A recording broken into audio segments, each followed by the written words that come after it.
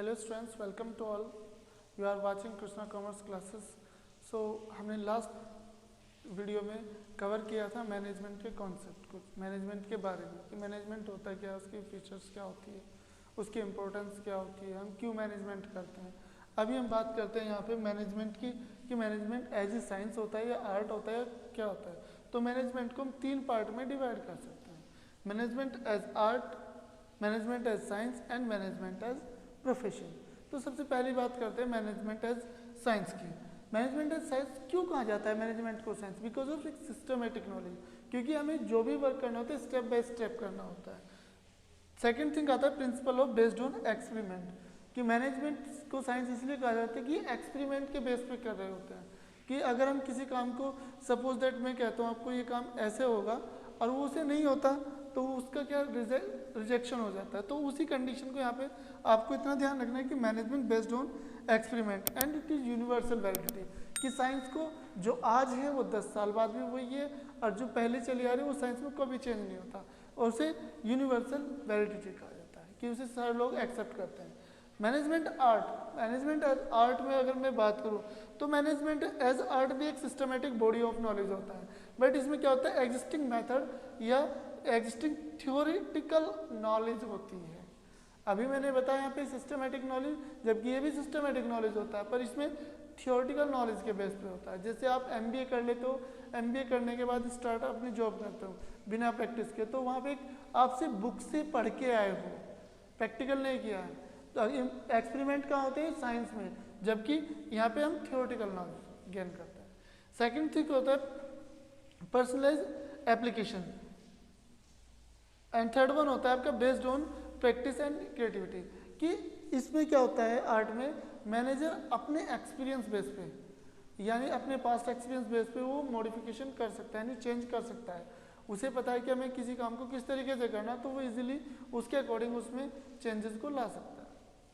And third one होता है management as profession. Profession से ही वर्ड से क्लियर हो जाता है एक्सपर्ट्स होना. तो इसके लिए सबसे पहले well defined body of knowledge, कि आपको एक एक्सपर्ट वाली नॉलेज होनी बहुत जरूरी है.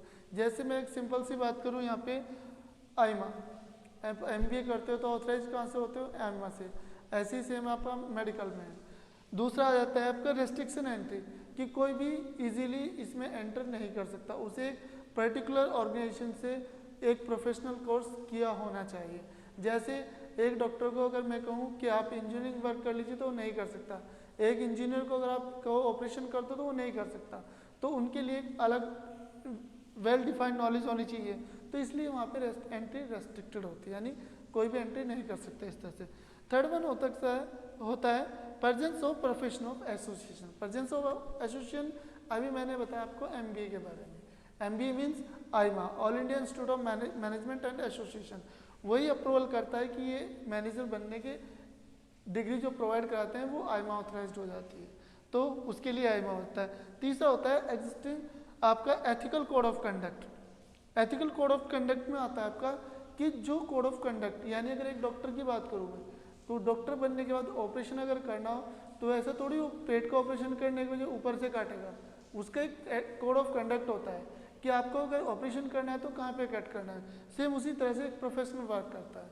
इसका जो मोटिव होता है ऑलवेज सर्विस मोटिव होता है, यानी जॉब तो करते हैं पर ये एज ए प्रोफेशन, यानी सिर्फ अपने वर्क की फीस लेते हैं और कोई काम नहीं इनका होता है.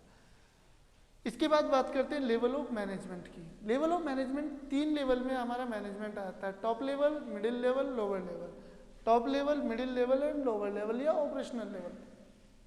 टॉप लेवल में जितने हमारे MDs, CEOs ये सब होते हैं, बोर्ड ऑफ डायरेक्टर होते हैं, वो सब हमारे टॉप लेवल में आते हैं. बिकॉज ऑफ वे क्या करते हैं, वे प्लान को एग्जीक्यूट करते हैं, प्लान बनाते हैं, पॉलिसी बनाते हैं, स्ट्रेटेजी बनाते हैं.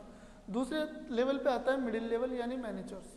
जितने आपके मैनेजर्स होते हैं वो सारे आपके सेकंड लेवल पे आते हैं, कि उनके प्लान को इम्प्लीमेंट कराने का काम, जो प्लान टॉप लेवल ने बनाया है उस प्लान को इम्प्लीमेंट कौन कराएगा? Middle level. किससे इम्प्लीमेंट कराता है? वो थर्ड आता है लोअर लेवल या सुपरवाइजरी लेवल या ऑपरेशनल लेवल.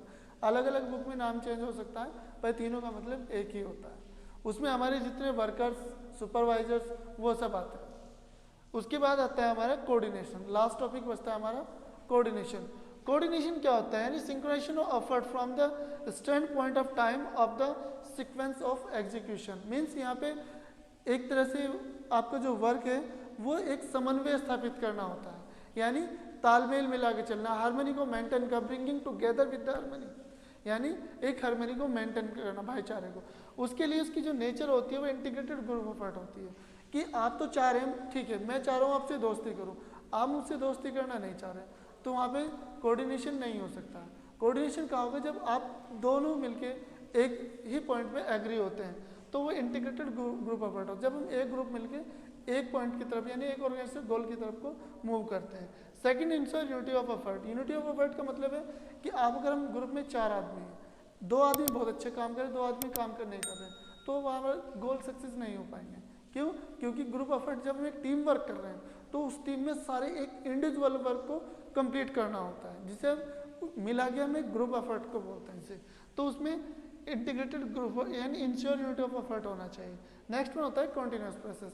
ऐसा नहीं है एक काम खत्म हुआ कोऑर्डिनेशन खत्म, कोऑर्डिनेशन से कॉन्टिन्यूस प्रोसेस, एक काम खत्म दूसरा शुरू, तो साथ साथ वो चलता रहता है।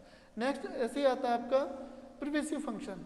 मैंने बताया था मैनेजमेंट क्या होता है, यूनिवर्सल थिंग है, तो ऐसे ही कोऑर्डिनेशन भी एक प्रिवेसिव फंक्शन होता है, it is also universal things. And last next one आता है आपका रेस्पॉन्सिबल टू ऑल मैनेजर, कि ये हर मैनेजर की बात वो होती है कि वो अपने वर्क और एम्प्लॉय में एक समन्वय को स्थापित करके चले। एंड लास्ट वन आता है डेलिब्रेटेड फंक्शन। ये हर मैनेजर का वर्क होता है कि वो अपने फंक्शन को डेलिब्रेट करके चले। एंड लास्ट वन आते हैं importance of coordination. Importance 3 point पे डिपेंड करती है, यानी size of organisation, functional differentiation and specialisation. यहाँ पे हमारा जो वर्क है वो ऑलमोस्ट कंप्लीट हो जाता है। ठीक है, इसमें अगर हम बात करें साइज ऑफ ऑर्गेनाइजेशन, अगर आपके यहाँ पे एम्प्लॉय बहुत ज़्यादा हैं तो वहाँ पे ज़्यादा मोटिवेशन की जरूरत पड़ेगी, ज़्यादा कोऑर्डिनेशन की जरूरत पड़ेगी एक समन्वय स्थापित करने के लिए, क्योंकि पहले 2-4 थे अब ज़्यादा 10-20 हो गए। दूसरा होता है फंक्शनल डिफरेंशिएशन में आता है। एंड लास्ट में आता है आपके स्पेशलाइजेशन, यानी जब हम एक वर्क को रिपीटेड करते हैं तो एक्सपर्ट्स हो सकते हैं, यानी एक्सपर्ट हो जाते हैं उसी वर्क में, तो वो आता है हमारा स्पेशलाइजेशन में। ओके, थर्ड वन होता है भाई पर्सनल ऑब्जेक्टिव। पर्सनल ऑब्जेक्टिव्स के लिए सबसे पहला पॉइंट आता है एडिक्वेट सैलरी। अगर हमारा एम्प्लॉयमेंट अच्छा वर्क कर रहा है तो उसे हम अच्छी सैलरी देंगे, तो उसके लिए दूसरा आता है गुड वर्किंग कंडीशन। हर एम्प्लॉयमेंट की ये होता है कि मैनेजमेंट उन्हें एक अच्छी वर्किंग कंडीशन प्रोवाइड करे ताकि वे अच्छा वर्क कर सके। थर्ड वन होता है आपका पीयर रिकॉग्निशन। पीयर रिकॉग्निशन ज़्यादा कुछ नहीं, सिर्फ एक सेल्फ रेस्पेक्ट को कहते हैं कि हर ह्यूमन बीइंग की एक अपनी सेल्फ रेस्पेक्ट होती है, उसे मैनेज करना। आप किसी भी एम्प्लॉय की सेल्फ रेस्पेक्ट को हर्ट नहीं करना चाहिए। एंड नेक्स्ट वन होता है आपका social recognition, peer recognition and social recognition. ठीक है, तो ये आपका इसका पार्ट आता है ऑब्जेक्टिव का थर्ड। ओके, यहाँ पे हमारे चैप्टर का लास्ट हो जाता है, यानी चैप्टर आपका फर्स्ट कंप्लीट हो जाता है। सो थैंक यू, और प्लीज़ मेरे चैनल को सब्सक्राइब करें और लाइक करें, शेयर करें।